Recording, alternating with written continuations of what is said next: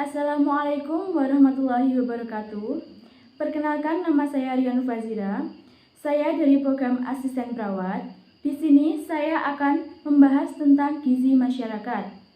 Pengertian gizi. Gizi adalah suatu proses organisme menggunakan makanan yang dikonsumsi secara normal melalui proses digesti, absorpsi, transportasi, penyimpanan, metabolisme, dan pengolahan zat-zat yang tidak digunakan untuk mempertahankan kehidupan, pertumbuhan, dan fungsi normal dari organ-organ serta menghasilkan energi. Tak satupun jenis makanan yang mengandung semua zat gizi yang mampu membuat seseorang untuk hidup sehat, tumbuh kembang, dan produktif.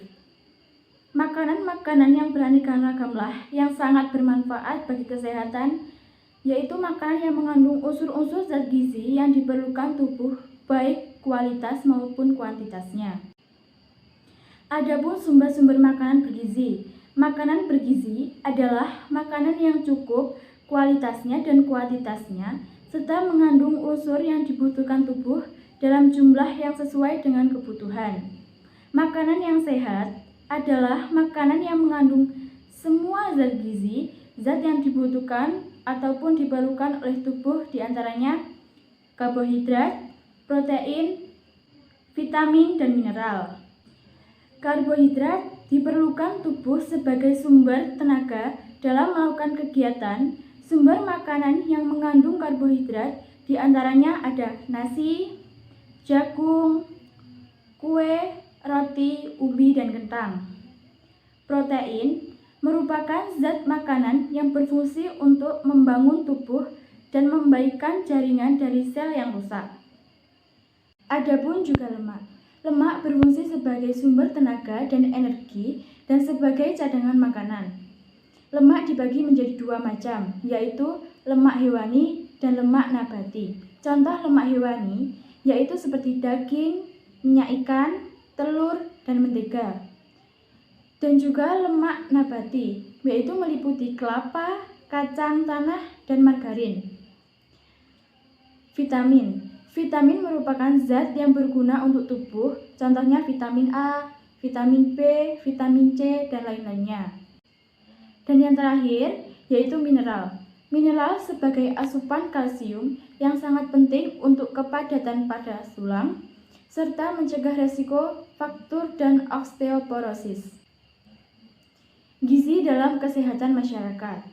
Terkait erat dengan gizi kesehatan masyarakat adalah kesehatan gizi masyarakat yang mengacu pada cabang populasi berfokus kesehatan masyarakat, status gizi dan kesehatan, dan program pangan dan gizi, dan memberikan peranan kepemimpinan dalam menciptakan pabrik kesehatan.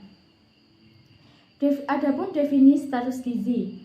Status gizi adalah ekspresi dari keadaan keseimbangan dalam bentuk variabel tertentu atau dapat dikaitkan bahwa status gizi merupakan indikator buruknya penyediaan makanan sebagian sehari. Indikator status gizi.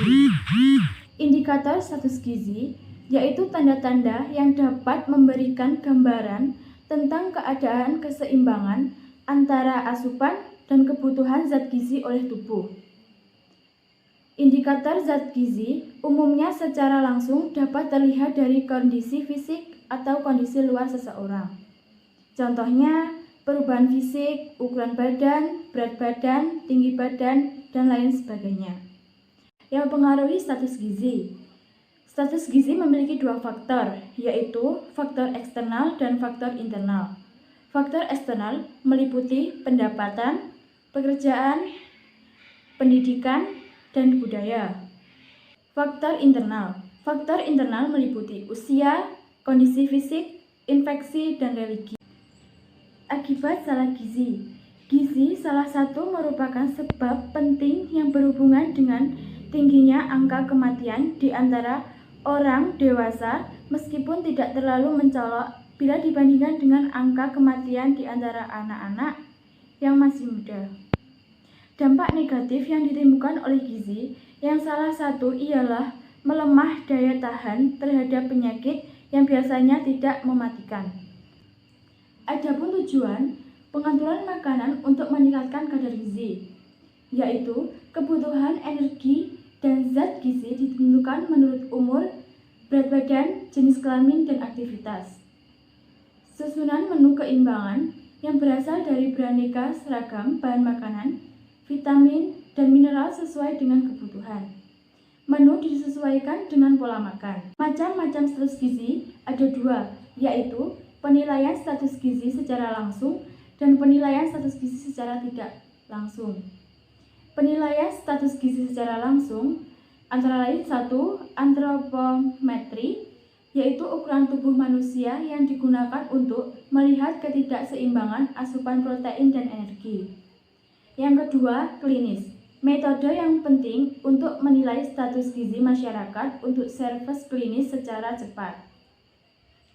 Yang ketiga, biokimia. Pemeriksaan spesimen yang diuji secara laboratoris yang digunakan untuk pada sebagai macam jaringan tubuh yang digunakan untuk suatu peringatan bahwa kemungkinan akan terjadi keadaan malnutrisi yang lebih parah lagi. Kemudian yang kedua, penilaian status gizi secara tidak langsung.